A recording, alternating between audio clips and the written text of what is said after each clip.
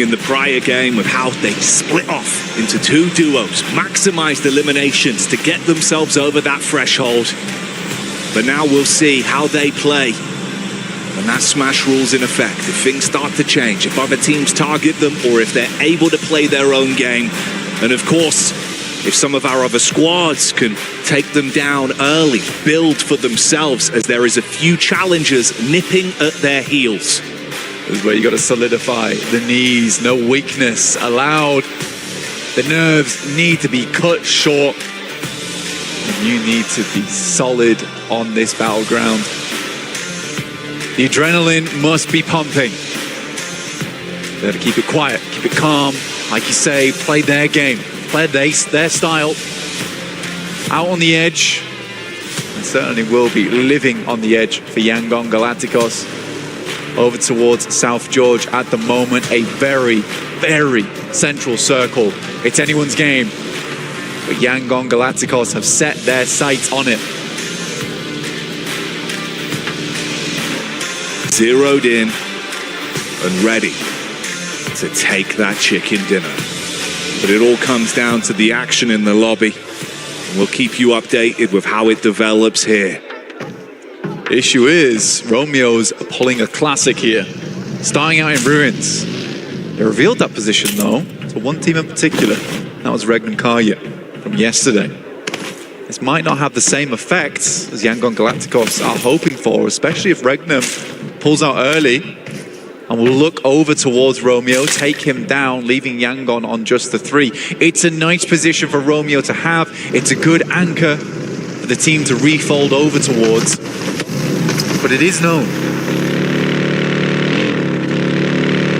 That's the interesting talking point, right? Obviously from yesterday's set of games when they rotated through Ruins and Romeo bided his time until it was one final player. I believe it was Loxy that was the last man to go through. He took shots at him. So like you say, they're aware of this. It wouldn't catch them off entirely. Weibo Gaming, another team trying to catch up right now. APG not over the match point just yet at 119 points. Still shy by 11. Weibo much further behind, 23 points required. So probably a chicken dinner and a fair few elims to make that one happen. But at this stage of the game, with only one team on Smash ruling, is where things get a little bit more spicy, where teams might even just try and dogpile on Yangon. They're elusive. They're in the night, in the shadows. They're hard to find a lot of times. Great team when it comes to hide and seek. And a lot of teams will be seeking. And we just got the countdown down to 0 here on our match 3.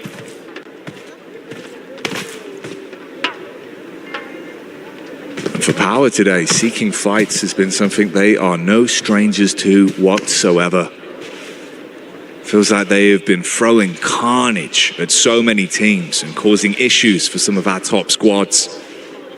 And that very central position right now up against some other teams that love an early scrap. We'll see if they can find an opportunity. For Joker, maybe there's an opportunity just over this ridge, down on his belly right now, looking for the sight line with the AUG to play with. 6x as well, so he's got the distance, he's got the range. Cloud sends out, leaving just one player behind. Smile already rotated back across to Romeo. Bernat's still looting, but might just be a casualty for Yangon. Finally gets in the buggy, and by the time Joker is moving out, he may just be long Yangon.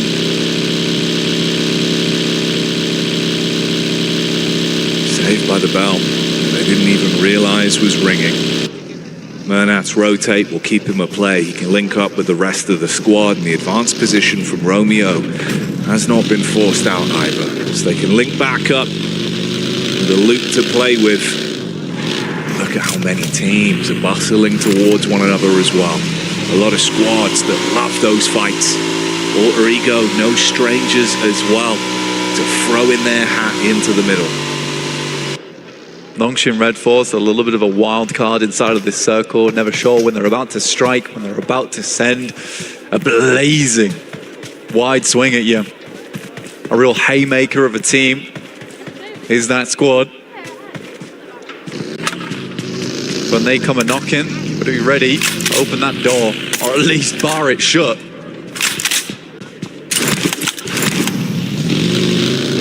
The barricade would be preferable. How Non-Shin have been playing. They'll throw the C4 on the door, and anyone in the building won't be breathing no more if you give an opportunity to Doxy. Vinny and Tizzy as well have been a very lethal duo, and lethality is shown here from Hora. The first punch is thrown out. Hyunbin gets an opportunity to strike back versus the Falcons again as well. An aggressive rollout here from DRX over towards Pachinki early, and I don't think the Falcons were quite prepped for it. A lot of times people just leave them alone inside of Pachinki, but with points being so close to one another and big jumps meaning big money, you'll take the advantage from wherever you can, especially on the last day where this is the penultimate Erangel match that we have for ourselves. You're going to pull out all the stops going forward. See Yangon on our screens, the picture in picture. You can see how focused these players are.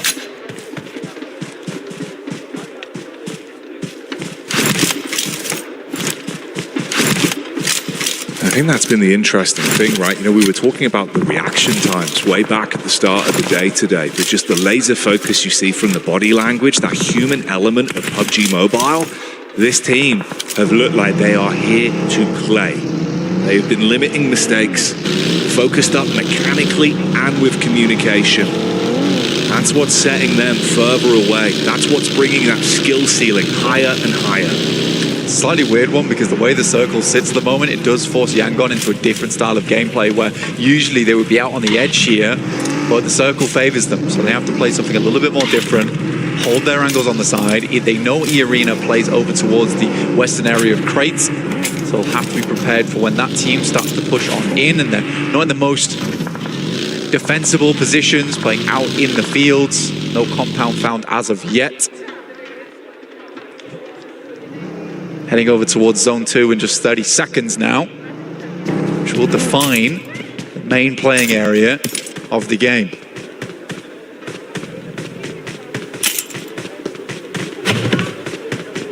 It was fitting, obviously, that Joker was the man that was looking for an opening knock over onto Yangon with the trap that E-Arena had sprung upon them in the previous matchup. So we'll see if they're out to attempt to upset and get revenge here on their rotation. All right, we got a game on our hands here. Yangon Galacticos get a little bit of that spicy circle look that they have been known for in this playoffs. They've had 2 chicken dinners a day averaging. There's no reason why that statistic should go up or down, but we're expecting at least 1 today. But will it come soon enough to shut this one down early? Have to wait for that. Murnat finding Ralph on the rotate. Falcons now down to 2, and Yangon further solidify their position out in the open. Playing against Murnat must be so frustrating as well. Feels like he's always buzzing around, stinging at all these squads in the lobby. Quick reaction times. It's been hard to hold him back. And immediately Falcons realize we don't want to mess with the beast. Yeah, the boys on Yangon obviously playing out here. There's been no opportunity for more loot, so absolutely dropping that smoke to secure some more of that utility on side. Here's APG down towards the southern edge around the hay bales. Chasing over towards Nongshin Red Force. APG probably one of the only other aggressive teams to match Nongshin Red Force. T24 finding Koa, and Falcons again down to just 1.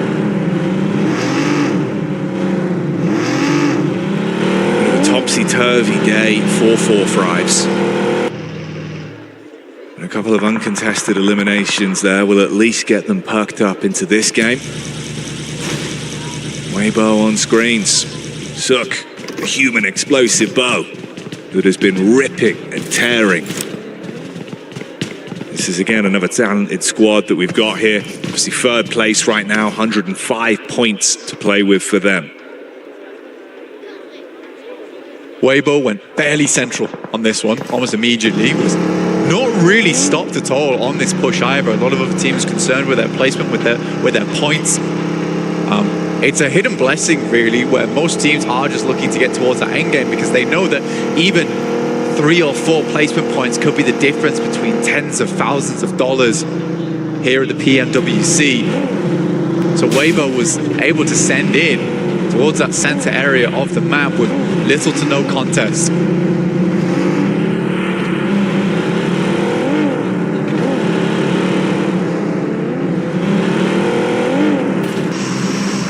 Potential for that might change though, with teams looking to steal away some of these superior positions. It's the arena that slowly move forward. Of course, just Redux that's left for Falcons as well. That's Solo, the only one that remains alive. Circle about to shrink. See where it heads. If it heads back over towards Ruins, Yangon Galacticos know roughly that position is okay to play in. They may just send back that way, but it's Regnum Kaya moving out from Sunken down towards the southwest, which might be a deadly team to come up against. The Talks sending directly from that south side, as are DRX, and it starts to get a little bit crowded inside of this circle here, Jackie. Space is at a premium. Shoulder to shoulder gameplay between these squads. Origo taking pot shots over towards Alpha. Meanwhile, Regnum Karia on the drive-by, seeing power all on top of one another. Doc on his own, a little bit of backup now to play with. The buddy system in effect. They take the opening shots towards power and have them pinned. Team Secret able to get across from the rivers on that north side, down towards Ruins. A bad play there. APG taking down Krypton from Alter Ego. Not quite flushed out just yet, though, and this is a freeway engagement between teams that are not out of the circle yet. There's a shot from Redox over towards Wild, in fact. And Frankie will happily pick up that elimination, dropping Regnum Kaya down to 3 on a rollout from Sunken, which, to be honest, they had a lot of real estate to work with. I didn't expect Falcons to still be flapping their wings on this one. They knock Regnum Karia off kilter, and they suffer because of it. Oh, Reefus with 7 nades in the backpack, and they are so closely grouped. A big nade on target. Al-Haji will not be al-happy with that one as his legs get blown away, and they've still got more to follow up with. It's a massive nade coming through from APG, but no follow-up just yet. They know how crowded this zone is. Another shot from Zol over towards Alter Ego in Rosemary. Zol will return back to the rest of the squad here. Alter Ego not finding a very fun marker over in this match as they attempt to come through on that eastern side.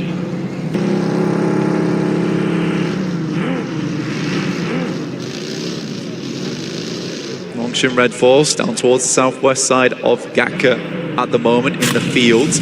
Yangon Galacticos currently holding a, let's say, a 2-2 split at the moment.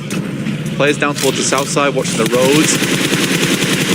Romeo inside a compound on the north. Looks like they are going to regroup on top of it now, though, as Loxy starts to get a little bit closer over towards power. Danger close at the minute. Nades on top. Again, the follow-up explosions are good to try and restrict power, but that one does more than just chip damage. The whole roster getting hit heavy by the mortar strike from Alpha, and even Loxy realizes he wants nothing to deal with this. Tries to get away whilst they crash in to clean up onto the down squad. Shots are clean.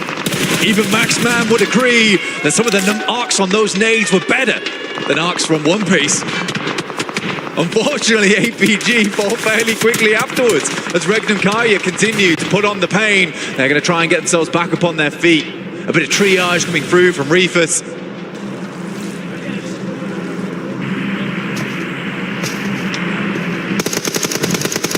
It's Murnat that had the quick intuition to make the backstab here as well. It's a good tag, bit of an opening knock to give them some room to play with, but do they want to run the risk of over-egging the pudding on this one? Letting the infighting continue between Regnum Karia and Alpha. It only benefits them at the minute. Yangon Galacticos can cleanly clear out both teams in Regnum Kaya and APG. It's a massive result for them.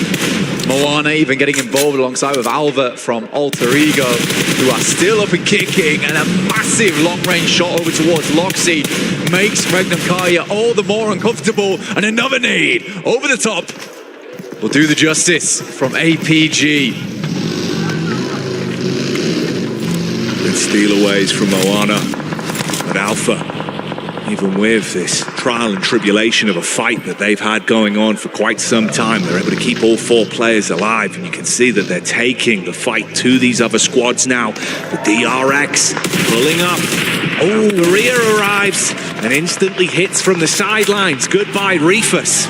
Top now in an uncomfortable position. Murnak could even peek over the top, but looks like he's going to send back up towards the rest of the team, realizing that things are about to look not so pretty on the eastern side of the map.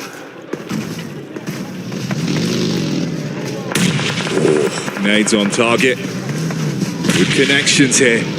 Softening up DRX. It's been huge from Alpha, but they're about to be crashed on up close and personal. If they can handle DRX, they could push themselves up towards that match point. Enter the smash zone alongside Yangon. Doc, good with the moves. Hits the first, but look who's here. It's Murna peeking in over the ridge, looking to clean up on this one. As DRX go down, they are handled by Alpha, but the nades are still rolling on through.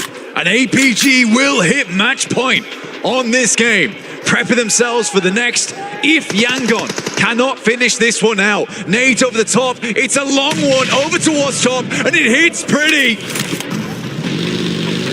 Murna is looking magical with these nades, making Alpha disappear before his eyes, and now he wants to split them in half like a bad magician. Pushes up with Big Papa Pump. Unload, but it's a miss.